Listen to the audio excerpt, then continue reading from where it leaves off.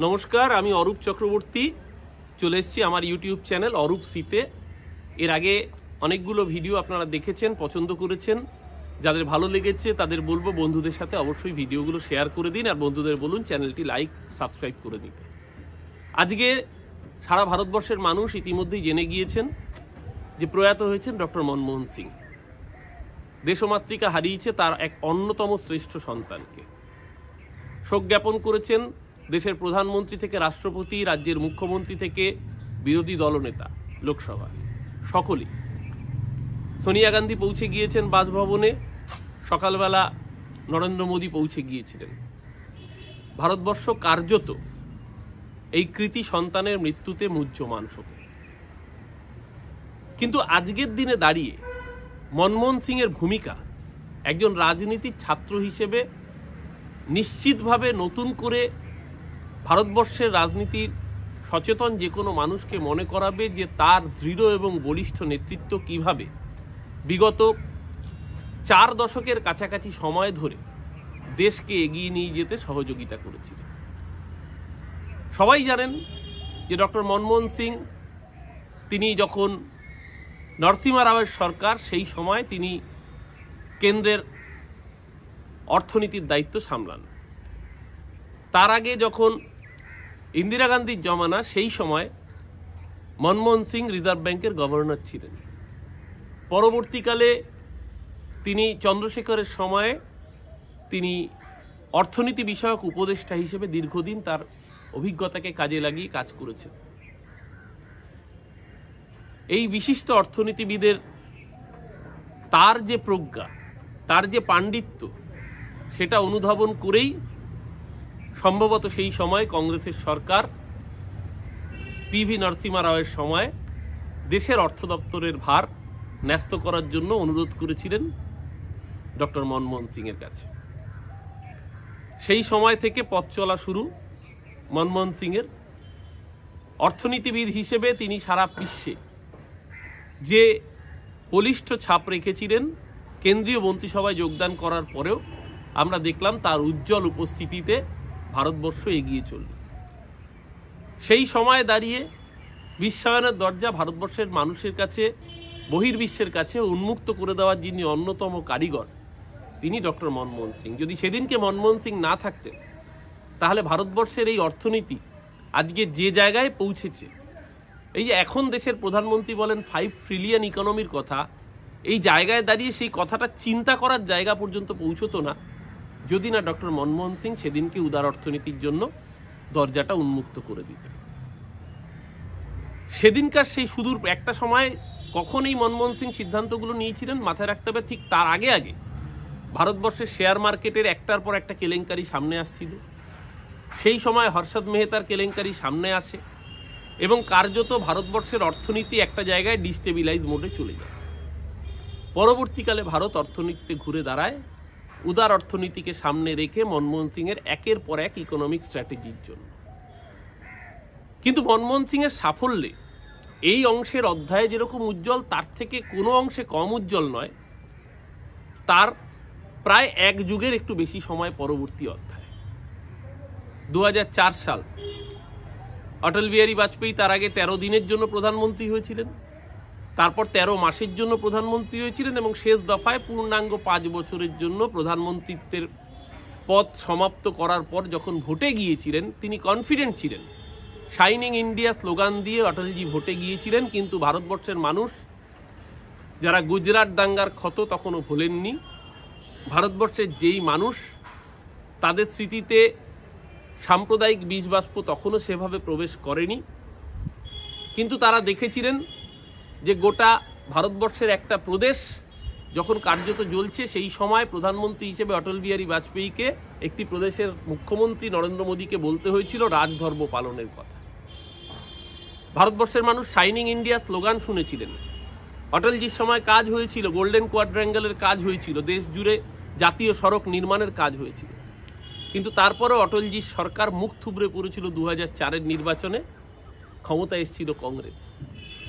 সবাই ভেবেছিলেন সোনিয়া গান্ধী প্রধানমন্ত্রী হবেন, কেউ কেউ আমরা বাঙালিরা ভেবেছিলাম প্রণব মুখার্জি হয়তো প্রধানমন্ত্রী হতে পারেন, কিন্তু সকলকে অবাক করে দিয়ে ইউপিএ সিদ্ধান্ত নেয়, কংগ্রেস চেয়ারপারসন হিসেবে সোনিয়া গান্ধী সেদিনকে সিদ্ধান্ত নিয়েছিলেন, দল হিসেবে কংগ্রেস সিদ্ধান্ত নিয়েছিল ডক্টর মনমোহন সিংয়ের মতো সুযোগ্য মানুষকে দেশের সর্বোচ্চ পদে আসীন করবার। এবং সেই সিদ্ধান্ত যে কত সুদূর প্রসারী ছিল, পরবর্তীকালে ইউপিএ 1 এবং ইউপিএ 2 এর জামানায় একের পর এক যুগান্তকারী সিদ্ধান্ত ডক্টর মনমোহন সিংয়ের সরকার যা নিয়েছিল, অবশ্যই তার সাথে পূর্ণ ক্যাবিনেটের মন্ত্রিসভার বাকি সকলে মিলে তাকে সহযোগিতা করেছিলেন। প্রণববাবু থেকে শুরু করে পি চিদাম্বরম থেকে শুরু করে গোটা কংগ্রেসের বা ইউপিএর যে ক্যাবিনেট, সবাই মিলে ডক্টর মনমোহন সিংয়ের পাশে এসে দাঁড়িয়েছিলেন।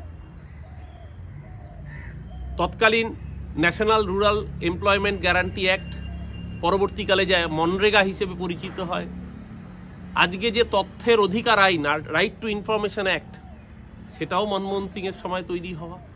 খাদ্যের অধিকার রক্ষা আইন মনমোহন সিংয়ের সময় তৈরি হওয়া।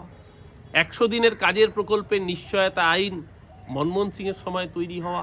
অর্থাৎ গণতন্ত্রের যে বেসিক জায়গাগুলো, অর্থনীতির সাথে সাথে গণতান্ত্রিক যে বেসিক জায়গাগুলো, সেই জায়গাগুলো সিকিওর করা ডক্টর মনমোহন সিংয়ের অন্যতম কাজ ছিল, যার সুফল আজও ভারতবর্ষের মানুষ পাচ্ছে।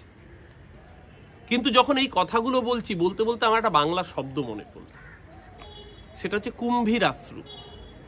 সহজ বাংলায় যাকে বলে কুমিরের কান্না। কুমিরের কান্নার অর্থ হলো যে আপনি নাটক করছেন। কেন এই কথা বললাম আজ সকাল থেকে বা কাল রাত থেকে বিজেপি সর্বভারতীয় নেতা নেত্রীদের যে একের পর এক টুইট, একের পর এক এক্সপ্রেশন মিডিয়ার সামনে, যে মনমোহন সিং কত ভালো মানুষ, মনমোহন সিং কেমন ছিলেন। হ্যাঁ, অবশ্যই কোনো মানুষের প্রয়াণ হলে তাকে শ্রদ্ধা জানাবেন, এটাই স্বাভাবিক। কিন্তু ভারতবর্ষের মানুষ কি ভুলে গিয়েছেন যে মনমোহন সিংয়ের ব্যক্তিগত চরিত্র হনন করার জন্য একটা সিনেমা পর্যন্ত তৈরি করা হয়েছিল, অ্যান অ্যাক্সিডেন্টাল প্রাইম মিনিস্টার? কাদের মদতে সেই সিনেমা তৈরি হয়েছিল? আজকে দেখলাম সেই সিনেমার যিনি অন্যতম চরিত্রাভিনেতা অনুপম খেরও টুইট করেছেন, অথচ সেই সিনেমায় যে মানুষটিকে কুৎসিত ভাষায় কদর্যভাবে আক্রমণ করা হয়েছিল তিনি আর কেউ নন, ডক্টর মনমোহন সিং। পার্লামেন্টের মধ্যে দাঁড়িয়ে আমরা দেখেছি মনমোহন সিং কখনো তার নিজের দায়িত্ব থেকে বিচ্যুত হননি। অসুস্থ, হাসপাতালে ভর্তি ছিলেন, সেখান থেকে হুইল চেয়ারে করে রাজ্যসভার অধিবেশন যোগ দিতে চলে এসেছিলেন। এতটাই তার দায়বদ্ধতা ছিল ভারতবর্ষের গণতন্ত্রের প্রতি। ভোটাভুটিতে অংশ নিয়েছিলেন, কারণ তিনি নিজের দায়িত্বকে কখনো উপেক্ষা করেন। আমরা দেখেছি রাজ্যসভার বুকে দাঁড়িয়ে নরেন্দ্র মোদী দেশের প্রধানমন্ত্রী হিসাবে কি কুৎসিততম ব্যঙ্গ করেছিলেন প্রাক্তন প্রধানমন্ত্রী মনমোহন সিং। মনমোহন সিং প্রত্যুত্তরে কোনো শব্দ উচ্চারণ করেননি, তার নীরবতাই তার প্রতিবাদ ছিল। মৌনমোহন বলতেন মনমোহন সিং।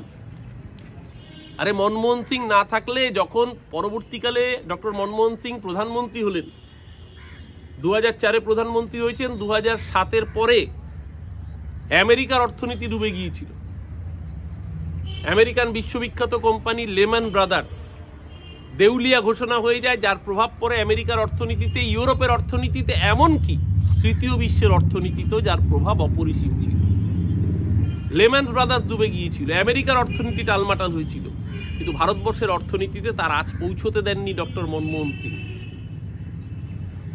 মনমোহন সিংয়ের আরেকটা বড় সাফল্য, সেই সময় আন্তর্জাতিক বাজারে ক্রুড অয়েলের দাম ক্রমাগত বৃদ্ধি পাচ্ছিল। সারা পৃথিবীতে অর্থনীতি ঢুকছে, ক্রুড অয়েলের দাম বৃদ্ধি পাচ্ছে। মনমোহন সিংয়ের সময় 64 টাকার পেট্রোল 72 টাকা হয়েছিল। ক্রুড অয়েলের দাম ছিল $119.57। সেই সময়, আজ থেকে 17 বছর আগে, সেই সময় যখন পেট্রোলের দাম 72 টাকা হয়, তখন আমরা দেখেছিলাম স্মৃতি ইরানি, বিজেপির রাজনাথ সিং, বিজেপির এমন কোনো নেতা নেই সর্বভারতীয় যারা প্রকাশ্যে মনমোহন সিংকে তুলোধনা করতে ছাড়েননি। আর রাজনীতিতে তো হবেই, জিনিসের দাম বাড়লে বিরোধী রাজনৈতিক দল সমালোচনা করবে, কিন্তু যে ভাষায় সমালোচনা করেছিলেন বর্তমান প্রধানমন্ত্রী নরেন্দ্র মোদী, বলেছিলেন ডলারের দাম বাড়ছে, টাকার দাম পড়ছে, রুপয়া ইতনা गिरा हुआ क्यों रहता है, जिस देश में रुपया गिरता है उस देश का प्रधानमंत्री गिरा हुआ होता है, उस देश गिरा हुआ होता है। এই রকম ভাষায় নরেন্দ্র মোদী কুৎসিততম ব্যক্তি আক্রমণ করেছিলেন ডক্টর মনমোহন সিং। তাই আজকে যতই কুম্ভীরাশ্রু ঝরান, দেশের মানুষ এই অতীত, এই ইতিহাসগুলোকে কিন্তু ভুলে যাননি। ভারত মাতার অত্যন্ত কৃতি সন্তান, ভারতবর্ষের ইতিহাসের অন্যতম একজন দক্ষ প্রধানমন্ত্রী, যার ব্যক্তিগত জীবন নিয়ে কারোর মনে কোনো প্রশ্ন নেই, যার ব্যক্তিগত সততা নিয়ে কোনো কালির দাগ নেই, সেই মনমোহন সিংকে জামার পর্যন্ত কালির দাগ রয়েছে বলে অভিহিত করেছিলেন রাজ্যসভার মধ্যে দাঁড়িয়ে নরেন্দ্র মোদী।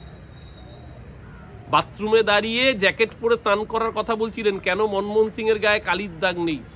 আর পরে তো দেখা গিয়েছিল যে কোলগেট কেলেঙ্কারি, যে 2G স্পেকট্রাম কেলেঙ্কারির অভিযোগ তুলে আপনারা ক্ষমতায় এসেছিলেন, প্রতিটা তথ্য, প্রতিটা অভিযোগ মিথ্যে ছিল। যাকে হুইসেল ব্লোয়ার সামনে রেখেই কাজ করিয়েছিলেন, পরে তাকে ব্যাকডোর দিয়ে অন্য ক্ষমতার স্বাদ পাইয়ে দিয়েছিলেন। বিচার হয়েছিল, আদালতে কিছু প্রমাণ হয়নি, কিন্তু আপনি নরেন্দ্র মোদী ক্ষমতার মসনদে বসে গিয়েছিলেন শুধুমাত্র ডক্টর মনমোহন সিং এর সাদা জামায় কালির আঁচড় ছেটানোর চেষ্টা করে। ভারতবর্ষের মানুষ কিন্তু এই ইতিহাস ভোলেনি, ভারতবর্ষের মানুষ এই ইতিহাসকে ভুলবে না। ভারতবর্ষের মানুষ ভুলবে না বলেই আজও ভারতবর্ষ সাভারকারের উপরে আম্বেদকরকে রাখে, কারণ ভারতবর্ষের সংবিধান ধর্মনিরপেক্ষ। আপনি গোটা দেশকে হিন্দি হিন্দু হিন্দুস্তান বানাতে চান, আমাদের সংবিধান দেশকে হিন্দি হিন্দু হিন্দুস্তান বানাতে চায় না। আমাদের সংবিধান আজও শিক্ষা দেয় সারে জাহাসে আচ্ছা হিন্দুস্তান হামারা। আমার সংবিধান শিক্ষা দেয় এই ভারতবর্ষ সবার, হিন্দু মুসলমান শিখ খ্রিস্টান জৈন পারসিক সবার। অহরহ তব আহ্বান প্রচারিত শুনি তব উদার বাণী, হিন্দু বৌদ্ধ শিখ জৈন পারসিক মুসলমান খ্রিস্টানি। হ্যাঁ, এই ভারতবর্ষ পথ দেখিয়েছে সারা পৃথিবীকে। বিশ্বের বৃহত্তম গণতন্ত্র, তার সর্বাধিনায়ক 2004 থেকে 2014, তার নাম ডক্টর মনমোহন সিং।